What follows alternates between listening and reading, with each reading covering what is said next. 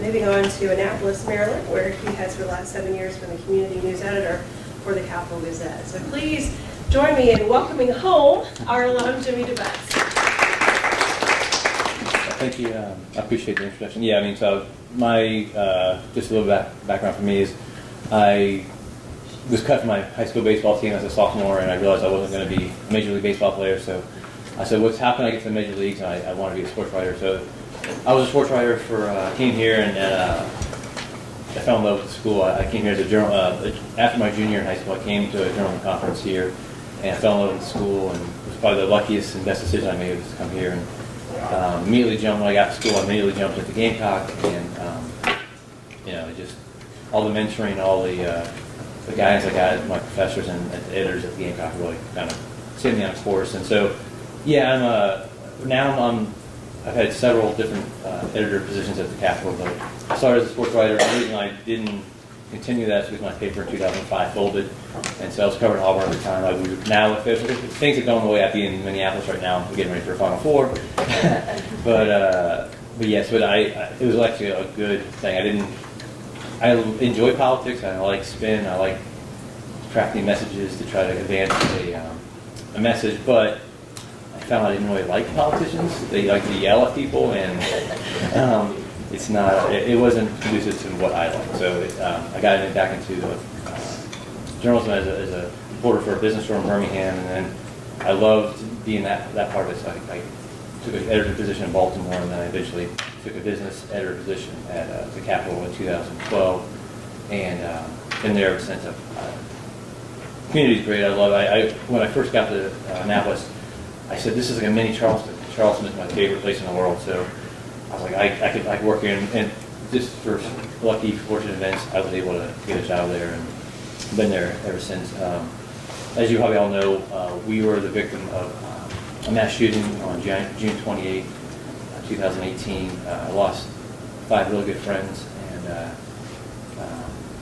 it's still hard to get through. I mean, we never stopped putting out a paper. The reason I'm standing here for you because I was in Massachusetts on vacation. Had I been there, I would have been.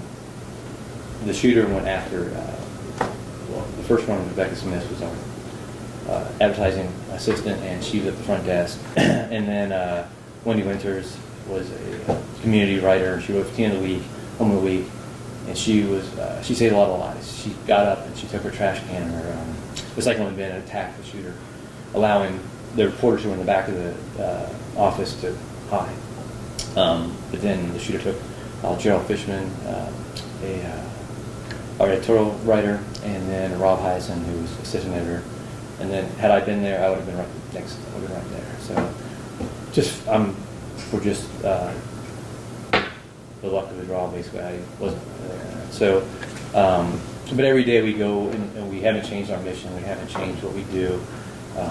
We still serve our community. We still cover the boring stuff, the city council and county council meetings, but we also tell the stories of people that are changing and having a positive impact on our community. I just want to give a shout out Marshall Ramsey. He's an editorial cartoonist in Mississippi, and he drew this for the day after, and he's been great. We follow each other, and he's sent us a bunch of copies. So there's a lot of good in journalism world, and he kind of stepped up, and this really symbolizes kind of our mission. We recognize them every single day on our editorial page. Other pictures run every day. I don't know, maybe at the year of anniversary we'll maybe stop that, but not a day goes by I don't wake up and think about Rob. Specifically, Rob was the person that hired me, and he was the sweetest man. I mean, just like when I heard the news, I just couldn't believe that somebody would cut his life short. He was a mentor, he was a friend, he was an advocate, a champion for everybody. So I just want to honor them no matter what we do going forward. They sacrificed, and they were only doing their job. They had nothing. This guy, the alleged shooter, had a vendetta that really didn't involve anybody. We just did our jobs as journalists, and so that's basically where I'm at.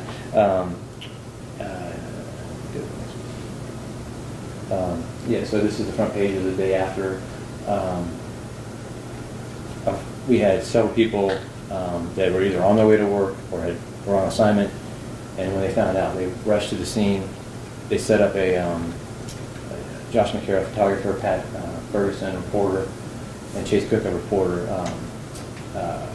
set up a mobile newsroom in a parking garage. There's a mall right across from our old building. And they, along with, we're partners, we're a sister paper with the Baltimore Sun. We put out the paper, and there's just about everybody that was on site has a byline. And so I'm proud of the fact that from that day on, we've continued to report, and we have to report on this case. It's tough. We have two people that weren't there but during the shooting, but they were teammates and co-workers with the people that died, and they have taken on the challenge of covering this step-by-step process as the trial goes forward. And I think I'll go to the next one too. Kind of talked about everybody. Wendy, she was a volunteer. She was a son. She was the daughter of a U.S. Naval Academy grad, and 3 of her kids went there, and 3 of them were in the military. She volunteered with every organization you could think of. And Rob was just the sweetest man. Rebecca Smith, she called herself a bonus mom. She was getting ready to get married. Her fiance had I think she was like 8 or 9. John McNamara, who reported to me, part of my survivor's guilt goes to John because he was filling in for me. He reported to me he was the Bowie reporter, and had I been there, he likely would have been out reporting on something. So a lot of things I'm trying to work through is the fact that he was there because he was helping me. And then Gerald, he was the quietest man you ever met. A lot of times you wouldn't know he was in the building, but he had the sharpest journalism mind I've ever met, and we miss him every day. I mean, we try to write editorials and like, how would Gerald do this, and try to get through it. But can you speak up a little? oh, sure. Thank you. The community has been fantastic. We were part of the Times People of the Year, along with some other journalists. They honored our work, continue our work after the shooting. There's a lot of there's always been criticism of the news media, but there seems to be we're in a climate where if you don't like a story, you attack not only the story but the people, which is I think it's a dangerous precedent. But we have not changed one thing we're doing. We have fewer people, and we have less experienced people, but we have very dedicated people who are making. I mean, if you didn't know this tragedy happened, the level of commitment and the stories we put out, you wouldn't know the difference. One thing we have taken on that we've challenged. We don't claim to have the answers to this gun violence epidemic, but we've challenged all our local officials, state, county, and citywide, to provide their options for helping getting this under control. So we've been happy with. I mean, on both sides of the aisle, we've had people reach out to us and submit their solutions. So we hope that we can make a difference in that. And so everything changed that day because it will never be the same. The people that have survived, and we've lost pieces of our soul, but nothing changed in the sense that we will never stop, seeking the truth. And the Baltimore Sun is our sister paper, and this week they've done a fantastic job of uncovering all this payments that the mayor in Baltimore's had from this book she wrote, hundreds of thousands of dollars, close to $1 million, that nobody knew that she received. Those are the kind of things we're doing. We're the city of Annapolis. The mayor fired his police chief, and so there's a lot of miscommunication what's going on. His fellow alderman didn't know he had fired the chief. So those are things we're still pursuing that. So while we are doing things with a heavy heart, we don't change what we do. And Kelly asked me to talk a little about relationships and how we work with PR folks. As you probably know, newspapers across the country are asked to do more with less, and so the importance of having those relationships pre-existing before you have to ask for have a pitch or ask a favor or we have on Monday we'll have 8 reporters. We'll finally be back to where we were pre-shooting staff-wise. So we had 8 reporters to cover a county of close to over 500,000 people. So we can't be everywhere. But if we have, if I get, I'd say 100 pitches a day or so, emails, and 90% of them aren't even in our county, so I just immediately toss them. So if they're not dealing with Anne Arundel County or sometimes Bowie, we cover Bowie, which is in our adjoining county, they just go in trash. They have no use for me. So you have to know your audience. I've had a lot of PR folks reach out to me and we get coffee. I drink tea. I don't drink coffee. But we'll get together and we'll just say, here's what they're pitching, what their business does, what their organization does. It kind of gives me an idea, so when they call me or they pitch me, I can go, oh, I know that they help feed 2,000 people on Christmas or whatever, so I might make special time, I'll pull their emails to the top. So I think that part will never change. I think it's more important now to have those relationships because we just don't have the time to access every single one. But if I see a name that I recognize, I'll at least give the courtesy of reading it and either shooting an email or calling. And what I find a lot of times is somebody has a pitch. It may not fit in what we do, but if I talk to them, I say, okay, you've pitched a story of a new business. That isn't necessarily a story, but if you tell me this coffee house is importing their beans from Colombia and they're 100% organic and they're this and that might spin into a story that we can say, okay, this is something different, this is unique. So the key there was I have a relationship with the person beforehand, and they understand what our mission is, and they're not just trying to get a free story and press release turned into a story. And again, since we get so many, if you keep it simple and specific to what you're looking to do, that helps us so much. I mean, if I see something that's 10 paragraphs, I'll scan the first one, and if it doesn't interest me, I'm gone. So if it's to the point, tell me when, where, and why it's important. If it has the bigger impact it's going to have on the community, the more chance it's going to get in our paper. I tell people, yes, it's great if you want a feature story with a photo of your client, awesome. But it may just be a brief, but it'll get in the paper and it'll get online, which a lot of times that's what people are looking for, just to get their name out. And obviously, the more lead time we have on a story, the better it's going to be, the better chance that we're going to have to assign a reporter, assign a photographer. We are down to 2 photographers now. We used to have 3, and we used to have a photo editor. Now we have a shared photo editor, and we have 2 photographers. So we try not to let them go on vacation, because if they do, that means everybody takes their cell phone and takes a picture.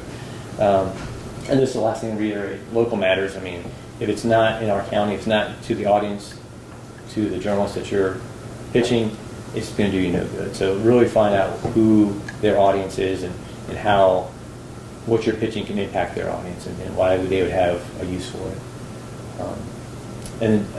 The last thing was just coming out of this. I think what I've learned is, Rob's dream was to have this book. He wrote this book for 10 years, Float Plan, and never got it published.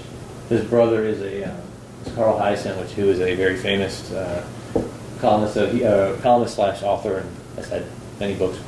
So Rob we always joke he's the unfamous Hyacin, but he was a brilliant writer, and his book was published in I think September, and so his wife was able to get it through and published. So I would say if you have a passion, follow it. If you want to, if there's something a cause you're motivated to help, go volunteer, help get your friends, because what we do in journalism matters, and it's very important. We provide public service, but I think if we can go beyond. And John has another book coming out around Christmas time, and Wendy she was, I don't know what they call her, super blood donor. That's her daughter, Summer Lee. So we've all given blood. I mean, unfortunately, we've had a tragedy on this campus. Samantha was taken too soon, and I think if there's a way to honor people that we lost, is to find something they're passionate about and help out. Find a passion that you care about, because if you're helping better the world, you can do it in their memory and make this place a little better. So I think I was giving well, every 56 days, I think it is. So, you know, that's the little part I can do because Wendy was, she's a hero. I mean, she saved lives by being brave, and we have 6 people that got out of that newsroom because she took a stand. And so every day going forward, I just think about, I got to do my job because I want to serve our community, but beyond that, how can I better my part of the world? I would challenge you guys to do the same. I'd be happy to take questions. I know crisis management, there's some things you want to talk about, but if you have questions, I'd be happy to answer. I'll start with Bill. Please feel free to jump in.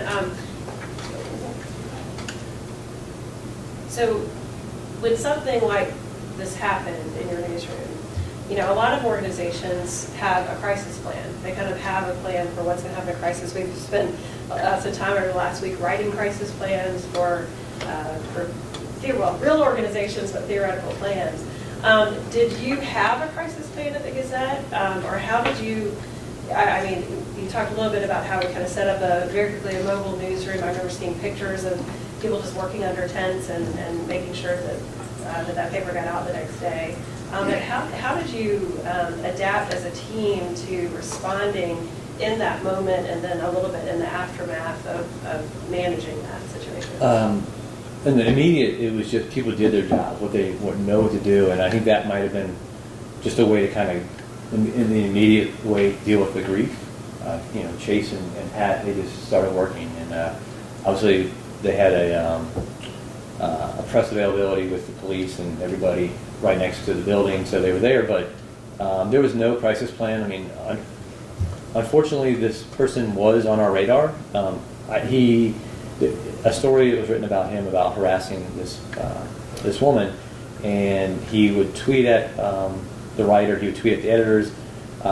It happened about a year before I got on staff, so it was on my radar, but it wasn't anything I was concerned about. And sometimes we'd have new hires this person would tweet at that new reporter, and we were just told to ignore it. Obviously, in hindsight, they didn't do enough. I mean, we had glass doors. We shot through the glass doors and came right in. Our new building is going to have fortified double entrance, armed security. We have armed security now. But I think in the immediate, I think it was everybody just did with their job, maybe because they didn't know what else to do. You know, I don't think. Looking back, we probably they should have had a better plan for what if somebody wanted to attack the paper.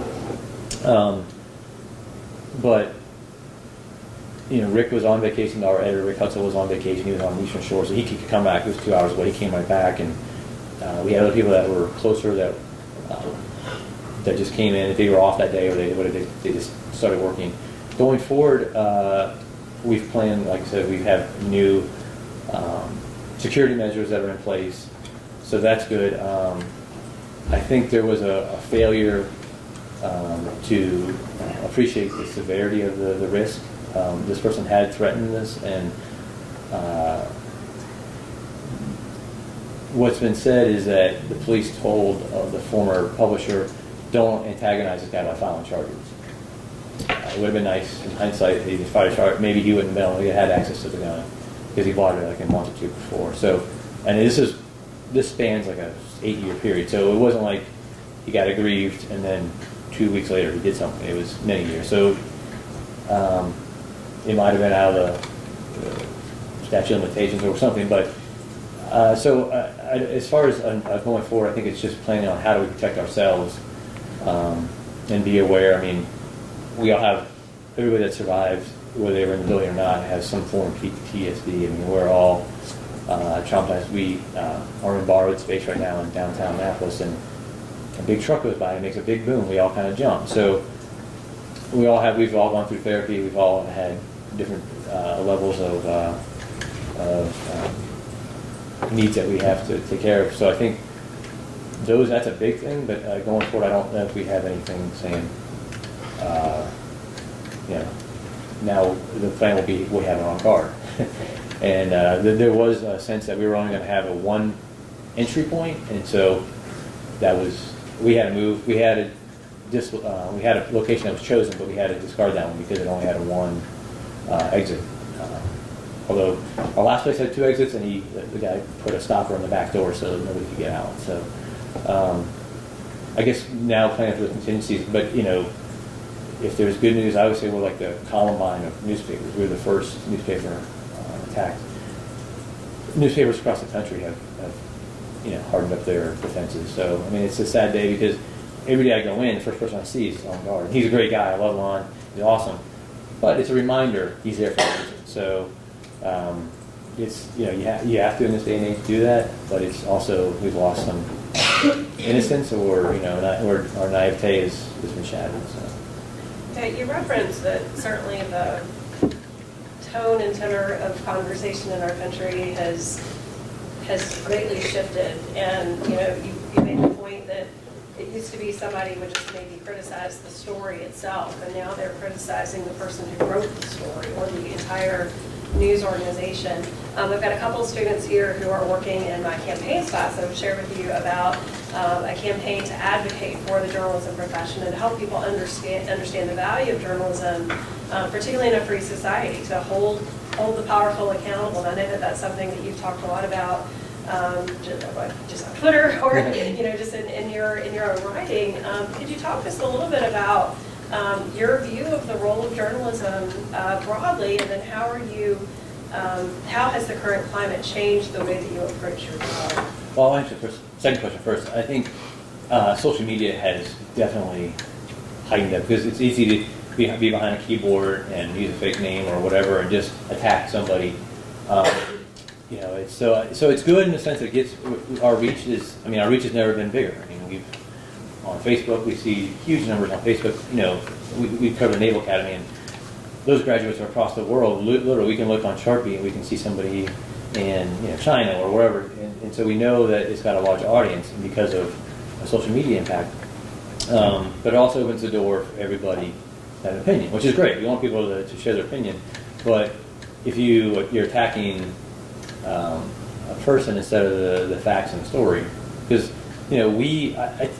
I actually take pride in the fact that we have corrections on page 2 every day. If we make an error, we regret it, but it happens. If we have a typo here, either somebody gave us the wrong fact or we'll transpose a number. So the fact that our warts are out there for everybody to see, I think that's being transparent, that we know that we make mistakes, and sometimes 99% are honest. We're not ever trying to put in the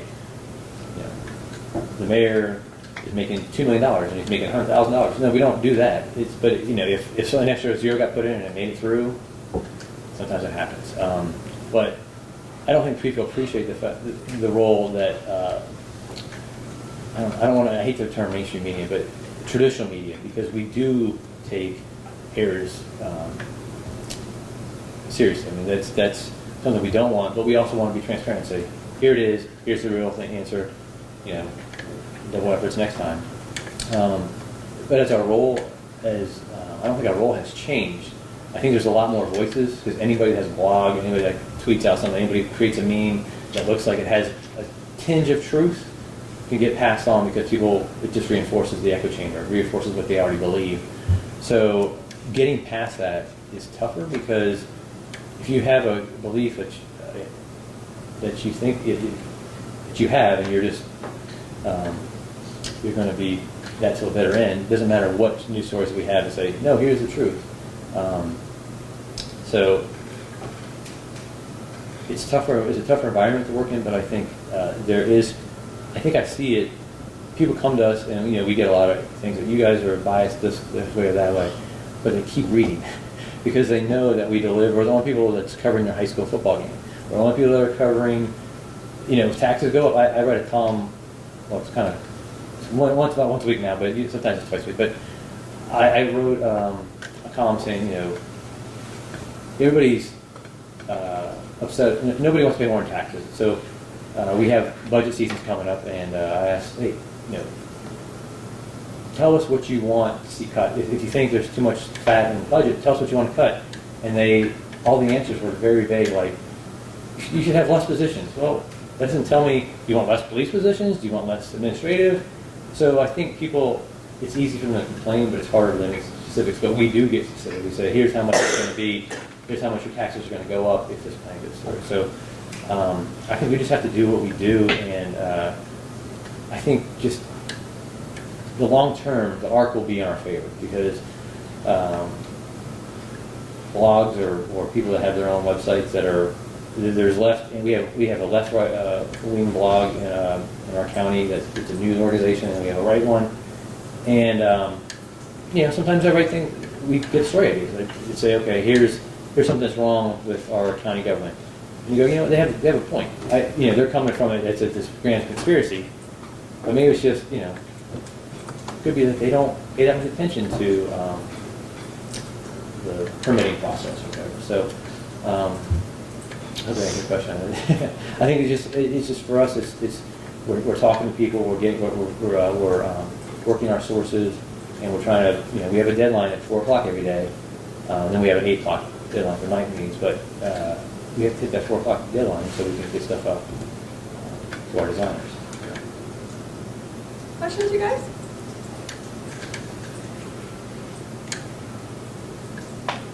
I got more, but I'll go into detail.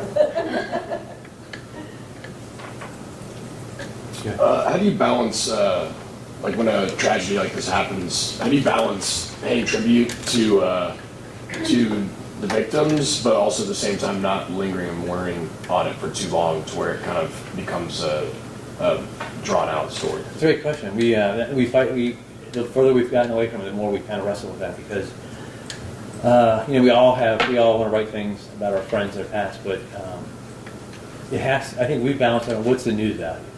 If there's something with a trial, or there's a lot of wrangling with this person used to not guilty by reason of insanity, so that's kind of been. So, but we haven't done other than saying, okay, here's an issue. Like if it was Chesapeake Bay is very important to us in our part of the world. So we've done lots of stuff on environmental issues. So we have to wrestle with, is this what our readers need to know, or is this because we're so into the Bay? Same thing with the shooting, is this something that's important to us because every minute detail is huge to us. So we try to, we've given 2 reporters kind of the right when they kind of handle everything, and we've kind of, when there's a mass shooting anywhere in the country, our newsroom feels it more than most. And so we have to step back and say, okay, it's a horrific event there, so it's news and arts. It's not going to be front page in our paper because it's not in our county. Same thing if there's there's so many vigils we've been, just the outpouring of support we've got, but sometimes you just go, well, we didn't ask for this. People want to build monuments, and they never asked us. Like, is that satisfying you, or is it satisfying us? So we kind of look at, and I think as we go to the first year anniversary, we're going to see a lot more interest in us. But I think our view is that if it's nothing new, if it's nothing that's our readers haven't seen before, and it's not, if it's overindulgent, people just want. Sometimes we just go, this group wants to get their name in the paper because they never asked us to do this. So it is a balancing act. I think my boss Rick has done a great job of kind of like immediately after the first month we just kind of like took everything. Just okay, it's coming from a good place. We understand, but as we got further out, it's kind of like okay, if we put resources to that means we take resources away from something else. And these things are important too. So it can't be about us. It has to be about what's the right thing for the paper.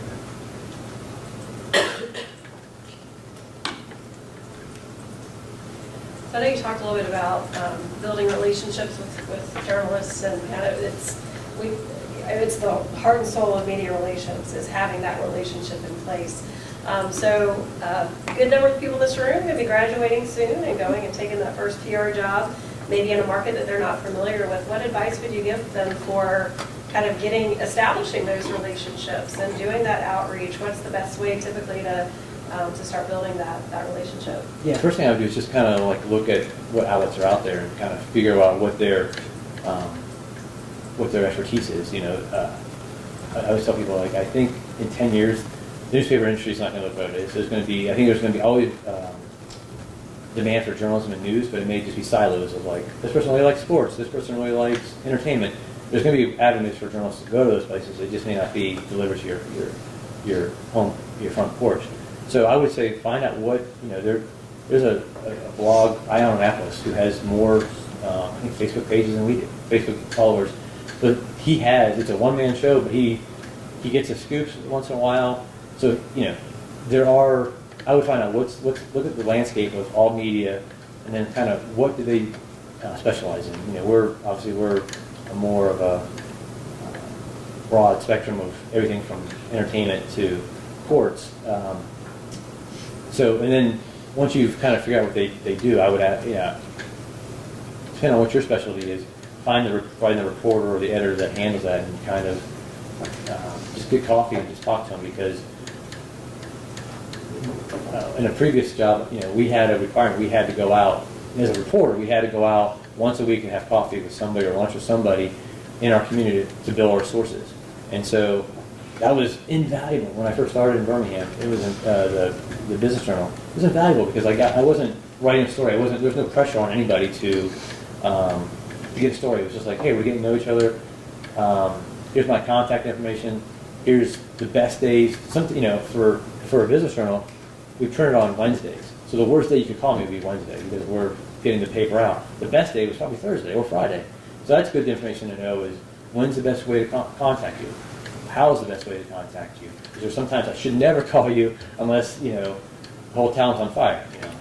Then you call the bat phone, we always, So, again, it just goes back to having that one-on-one relationship with people. And there's going to be times when the paper or the PR folks are mad at each other. You gave that information to a different outlet, or you didn't write the story the way we thought you should write it. At least if you have that common respect, and you know that it's not, you might not agree with how the people did it, but you can at least have the understanding of, okay, here's why I did it, and you come from a place where you have mutual respect and understanding. So I think that's just time. It's just the best thing you can do, and I would say it's the hardest thing to free up sometimes. And the flip side of that question, I know you're going to be speaking to the senior semester students in a little bit. What advice are you going to give these future journalists for working with PR people? I think I'd say don't take things personal. I think some PR folks I've had worked with is they think if I write a story, it's an attack on their business or their organization. Unless you see a pattern of somebody just always writing negative stories about your particular thing, it's we go where the news is. So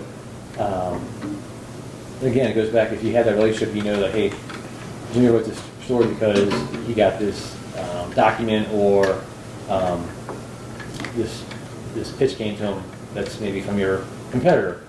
It isn't because I don't like you or they want to put you in a negative light. It's just that's where the news was. So have some understanding of where the other person's coming from.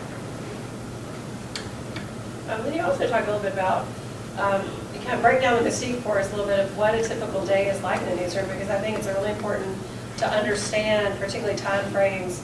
Like I always say, don't call a TV station at 10 o'clock in the morning, because that's probably when they're doing their assignment meeting. Yeah. Or 9 or 10 is usually that time frame. But understanding deadlines, like you said, when you're putting out a weekly business journal, you've got your press date and everything is kind of leading up to that. That's the worst day probably to call you. In terms of daily newspapers, kind of share with them a little bit about what that typical day looks like and how they need to be mindful of deadlines. Yeah, it's the same thing. We have a 9:45 meeting, so we talk, and like I said, we're sister papers with the Sun, so we have a meeting with them, so we know what's coming down from them, and then they know what's coming up for us. And so about 10 o'clock, everybody's kind of scattered. We have a police reporter who gets in at 7 or so and writes the overnight arrests and anything that happened. And then the rest of the day is, we all have small things we do, briefs or community columns that we have to get out. But I would say 11 a.m. is a good time to usually call somebody, because if you're looking for a story, it gives you plenty of time the rest of the day to make calls and get that story in for the 4 o'clock deadline. And the 4 o'clock deadline it's not concrete. It's one of those things where we want it by 4, and we know that if we say 4, we'll probably get it 4:30 or 5. It just gives us plenty of time to get it out. There was the mayor fired his police chief on a Friday info dump, and so it'll say 4 o'clock. So everybody's gone. Everybody just kind of rallied. The city reporter made calls. The police reporter made calls. And so everybody kind of jumped in. You can't really plan for that, other than just know on Fridays is when usually bad news comes out. But it's staggered. We have one person Pat, who writes, he works the 1 to 9 or 10 shift. And so if something happens after 4 o'clock, it usually jumps to him. But yeah, I would say, an email at, say, 8 a.m., the reporter or editor might read it before the 9 a.m. meeting, saying, "Oh, this is happening." If it's happening that day, the likelihood of getting a photographer can be tough. But it might be a story. But if you give us 24 hours, 36 hours, or 48 hours, if it's worthy, we can set up a photographer and send somebody out. Have you had any interactions with people working in PR that you would suggest, where they did something that you would suggest we never do anymore? Yeah, if you work with somebody and you think you're going to get a story and they go to your competitor, I'm very competitive. I'm a very competitive person. So if somebody did that to me, then I would work really hard to find a story that I would either further that story that I got beat on because somebody literally handed a story to somebody, or I look at documents and see if there's something they may not want to. So it's better to have them as your friend. And there's going to be stories where the organization's not going to like it. But if I call you and say, "Here's what I'm working on," I always suggest my advice would be to get ahead of the story. If you know a negative story is coming, get ahead of it. Like we had a school that in the 70s and 80s there was inappropriate relationships between teachers and students. And so it happened decades ago. The school still doesn't talk to us. So we kept getting new information. So we kept writing for 2 weeks, 3 weeks. So it's called the Key School. I probably wouldn't have brought them up in this situation if they should have said, okay, and they put a report out. They didn't tell us. They put it on the website. We knew it was coming. And we found it, wrote the story for the next day. They didn't talk to us. We're like, oh, by the weekend they'll talk to us. Didn't talk to us. More people came out. So they probably got about a month's worth of bad publicity. If they'd come out and said, "Listen, this all happened before anybody here was even involved," we probably would have wrote maybe 1 or 2 stories. And now there's legislation that actually it died in committee, but there's legislation to extend the statute of limitations based on this thing, because these children in the 70s, 80s, I think once you get past 26 or something, I think at the age is like 26, then you can't prosecute. But people still were preying on children. So my advice for those things is if you have a symptom you know it's going to be negative, and if you have a relationship with the reporter, I'm going to call you and say, "Hey, this is coming out. You're probably not going to be happy, but we want to give you every opportunity to give your side of it." And if you take the opportunity, a lot of times you're going to save yourself a lot of grief, because and I think, like I mentioned, the mayor in Baltimore, those reporters smoked the line, and every day they found out that the mayor didn't pay a $500 fine on renovations to her house. It just keeps coming out, and it's like if she came out, she called it a witch hunt, and that's one of the favorite things people say they don't like something. It's a witch hunt or it's a hatchet job. Well, if we gave you a chance to respond, she came out on attack, and that's in politics. Maybe that's a good. But if you have some skeletons, those reporters in Baltimore just smell blood, and they had no reason to suspect some of these things, because she wrote a book, and basically the health system, which she sat on the board, gave her like $100,000. Other nonprofits gave her. So the people that she was working with in official capacity were funneling hundreds of thousands of dollars, and she didn't report. So they may win a Pulitzer on this, because she's going to be on. I mean, if she survives, this is Baltimore, so she makes it. But if she came out and said, "You know what, I did the wrong thing. I should have reported this thing," because honestly, it's probably one of those things where you go, okay, she wrote a book. I mean, for now, it's like Healthy Kids book, so it's not a bad thing. But she's just trying to keep on her board, and it just looks so much worse when you look like you're hiding things. So I hope that answered your question. Oh, yeah, definitely. Yeah, okay. Be transparent. Yeah. Sarah? So, I'm studying, of course, PR now, and I'm also a semi-professional opera singer. I'm also blind. One of the things that I have dealt with reporters is that when they cover that fact, the disability becomes the story rather than the person becoming the story. What advice would you give me about talking to reporters to fix that issue? That's great. I mean, it's a great question. I think the human part of it is obviously that it jumps out at people, obviously. But I think if, the fact that being an opera singer is unique in its own right, so I think that is a piece, an angle that you could lynch on, be the linchpin for a story in itself. Just the fact that how did you become a opera singer? That would be the first thing I want to know. Right. So- Unfortunately, what I find most people wanting to know is, how do you do that when you're blind? Well, I That's mean, what affects your voice, right? yeah, Yeah, I know. that's exactly right. Well, I mean, I think unfortunately, humans are humans. So I don't have the answer for how people stop have awkward questions. Right. No, but just how to diffuse that, I guess, is what I'm getting I think at. be upfront. Be like, I understand I'm blind. I'm telling you I'm blind. You know I'm blind.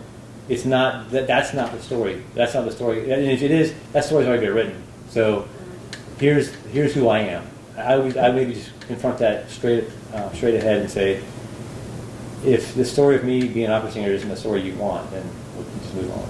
Thank you, because that's I tend to kind of feel that need to be that assertive, but I also don't want to alienate anybody. So kind of hearing that being that assertive is good makes me feel Maybe better. say a little nicer than I did, but yeah. But just on that point, I got a email it's about 2 weeks ago from this journalism student up in New York, and he said he wanted to interview me for a class he was writing a story, and it was a one paragraph ask, and it wasn't really specific, and it the tone was totally wrong. It said, I've been assigned to cover a story about Rob Heiss, and I read a column you wrote about him,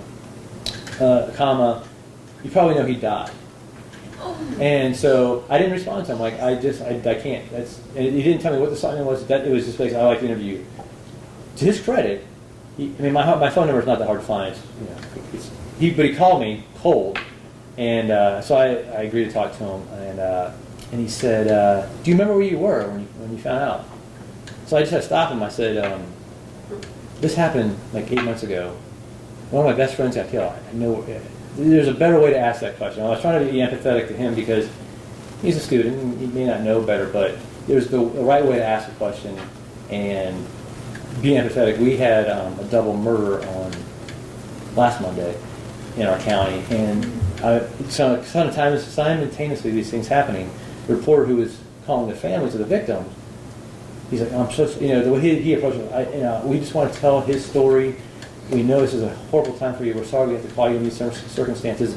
He was very empathetic, and he basically gave her every out not to talk to him, because we understand that's a horrible, and we know from our experience, we know what it's like. But even before what happened, we know that getting a call from a newspaper in that circumstances is probably the last thing people want. And we understand. So I always say, you want to get the interview, but you want to be human first. Right. And so if you can be empathetic, and a lot of people, they want to tell their stories of their loved one, because this is probably the last thing that's going to be written about them, or at least in a public way. And a lot of times, for those kind of things, it's the only time they've ever been in a paper. And so if the phone is the only way you can do it, just bend over backwards, being kind. And if you can go out, we've sent people out in scenes. That's a better way to do it. You can obviously show through your tone and through the way you interact with them that you are trying to do a job that is honoring the person, not being exploitive. And so that's a great question. So I think so how you ask things can go a long way. I mean, I talked to the reporter because I knew he was young, and I was probably a little more terse than I looking back, but that was a normal reaction, a human reaction that I gave him, because our newspaper is really small. We have less than 30 people. You know everybody. We know everybody, and Rebecca had only been with us for 6-8 months, so I didn't know her as well. But everybody else, I've been there 7 years. Wendy, I read her Team of the Week, and I read her Home of the Week. And Wendy was one of those people you don't miss. Wendy, she's in your face. She's a New Yorker, and so she So those people, they were definitely friends of mine. So if you would just said, I'm sorry for your loss, we'd love to write about the relationship you had with him and what he meant to you. Awesome. But it took me a little bit raw. It brought me. So. Other questions? Giles or Jim? All right, Jimmy, any closing thoughts for us? I would just say, as you go on, as you graduate, I was talking to a mentoring student here, and she asked me, like, what would you do when you graduate? Like, when I graduated, I went to a real small town in Virginia, Danville, and it was a great job, and it kind of led me to a lot of things, so I don't regret it. But seeing other people and other journalists I worked at, they've taken another internship after graduation, and I tell them, the more contacts you make, your bigger your network are either when you want to find a new job or if some job opens, or like I had a newspaper close on me. I found out on a Thursday, hey, you don't have a job tomorrow, good luck, And so, because I knew people, I was a friend of mine who got me the job in the political arena.